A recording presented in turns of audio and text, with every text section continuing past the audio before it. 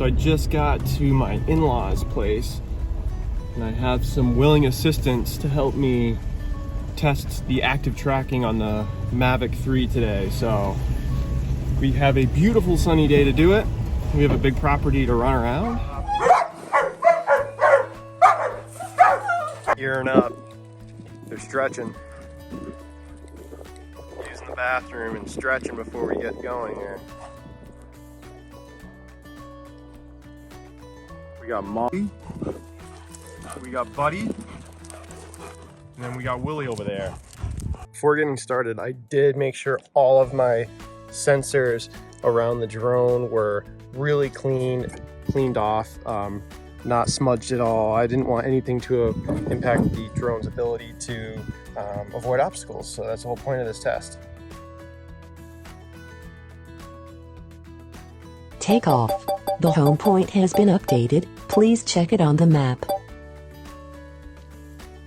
All right, so here is another video where I'm just jumping right into the settings.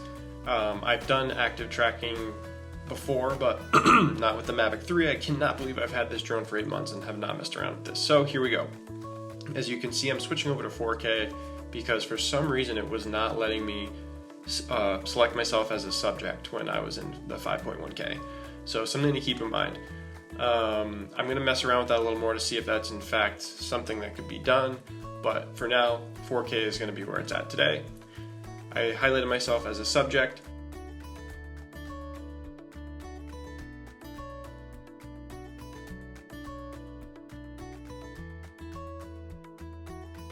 So as you can see, I did not hit the go button. It's highlighted there waiting for me, but I in fact did not hit it. So I will have to walk back and reset this. But one thing you can do, I guess, is select yourself as a subject if you want the drone to stay stationary and have a shot where you're walking by a stationary camera that's panning. That is an option. Just don't hit the go button like I did. However, if you do want to have fun with the active tracking, I would suggest, in fact, hitting that go button. So here we are. I hit the go button and we're on the move.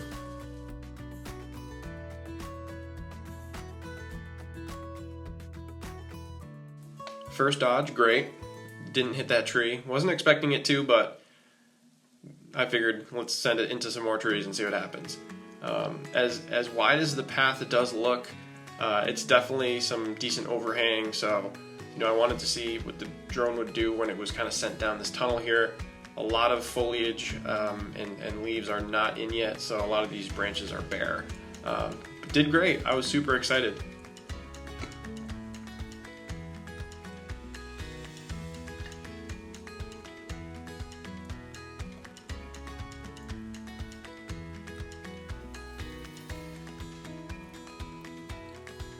And I wasn't sure how the drone would handle me walking towards it once I'd asked it to follow me from behind. As you can see, the small yellow triangle behind the running man, that's kind of near where I am. It shows it's behind me. However, the drone is following in front of me. It can't differentiate what's my front and my back. But when you first set the drone up for the active tracking, that's when it's really going to be important to know where you're facing and where the drone is directionally. But as you can see, when I ran past it, it has enough room to kind of rotate and continue to follow behind. So if it has enough room, it will try to spin. But as you can see before, when it was in that tunnel area, it kind of had no choice but to kind of back out and then find enough room to orient around me. Now, I forgot to leave the water out for the dog, so I kept the drone tracking me. I wanted to see what it would do when I disappeared.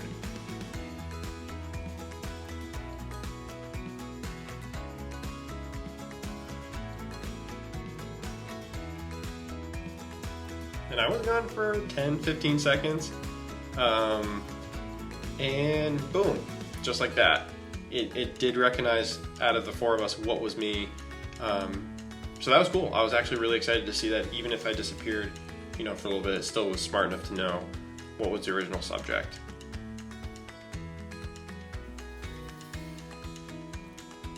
Now, as exciting as that was, I was a little disappointed for what I figured out next because, part of the reason I chose these, my friends here, to help me was because I wanted to actively track one of the German Shepherds. However, take a look at the message, unable to track these subjects because they're not people or vehicles.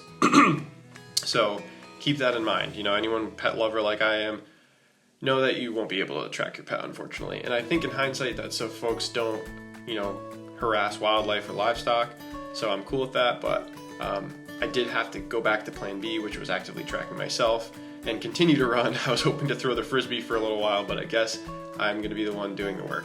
But as you can see, I was somewhat persistent on trying to track the dogs, and I did, somehow mess that up too. So rule number 1, when you start, make sure you're super close to the drone, because it's just going to have that much easier time.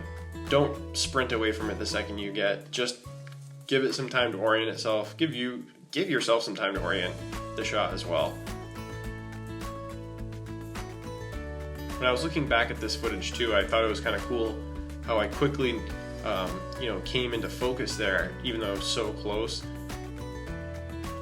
I'm definitely going to be coming back to maybe test how close a subject could get to a drone like this with it staying in focus. I'd have to look back at the specs to see what its actual distance is, but. So here the drone is. As you can see, the yellow arrow was now in front of me, so that's why it was kind of keeping ahead. But I thought it would be a little bit more fun to have it follow from behind again, because I was heading into a more picturesque scene. So I had it flip around, and it did not lose me this time. I think because I was going slow enough, it was able to avoid the obstacle, keep me in sight.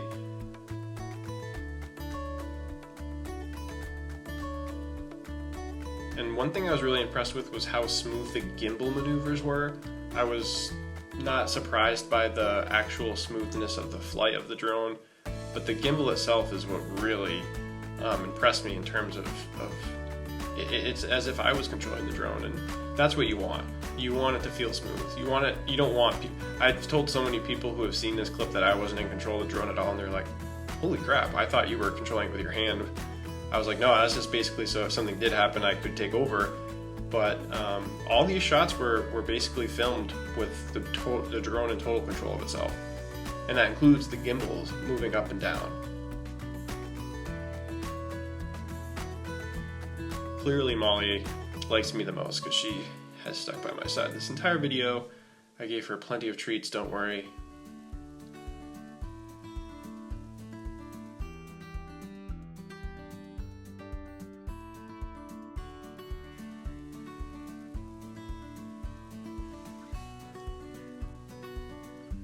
So there you could really kind of get a sense of all the different directions that you could choose.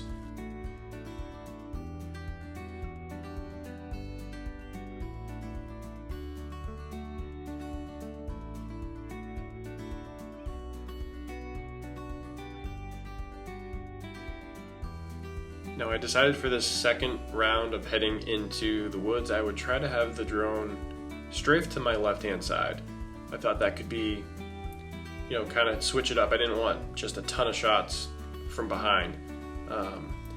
And one thing to keep in mind is if you if you do change the settings, know that if it loses you, it may have a different time. So following from behind seemed to be the safest in terms of, if it did lose you, it would just kind of stay put, because you're not moving towards it.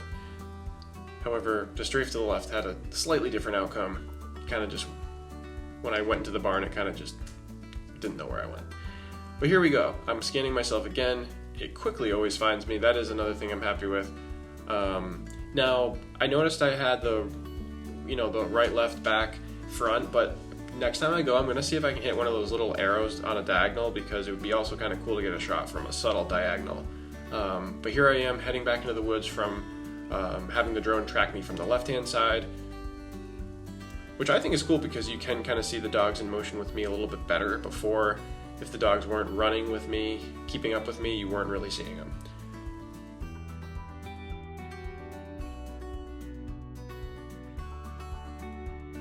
And as you can see, I decided to go pretty slow because I wasn't sure what was going to happen. and that's what happened. Was not expecting that, but also wasn't surprised. So as you can see, we are still in early spring and there's like no leaves on these particular branches. So I really challenged the drone and it did not succeed. So that's okay. So I just nicked that tree, and so far, of course my phone isn't focusing, but nothing on any of the propellers, you guys. They held up really strong, no damage, just a clip, so we're good. We're about to do round 2, but we do need a water rig, so we're gonna go do that and then try active tracking round 2. Takeoff.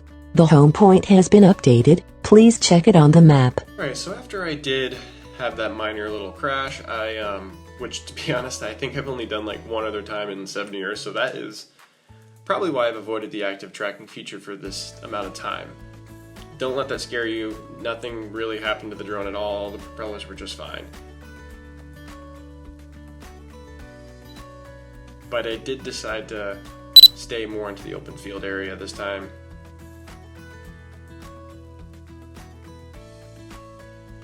Remembering to hit go this time as well. That was helpful. All their dogs had their toys and they were ready to go.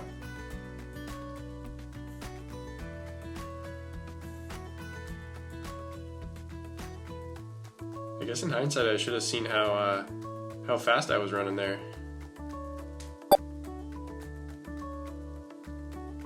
I've occasionally filmed the classic Porsche for a friend of mine, and I definitely would have a much easier time keeping up with one of those with this active tracking feature. Here's where I kind of got stumped finding, a shot, because like I said, being able to track the dog and then throwing the frisbee would have been the shot I was planning to do, but because I'm not, as fast as the dogs, I might not be as entertaining.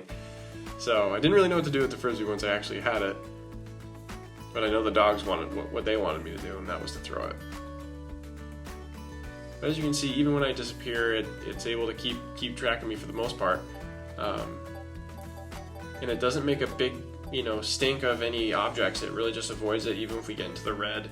Like, check how close it comes to the corner of this building, the shed there, and it just did great. Here's where I had a problem though. Now I think because I was dark and I like almost combined myself with the shadow of the back of the house there, that the drone just, it took its eye off me for a second, and that's all it really takes for it to lose you. So keep that in mind. I wonder how these things work. I almost wore like a construction vest. I don't know if that helps the drone keep an eye on you or not, but maybe wearing a dark sweater wasn't the best idea. And that tree didn't have any leaves on it. I had no problem avoiding that particular tree, so that's kind of cool. But this is a fun shot, like running uphill, the pack's with me.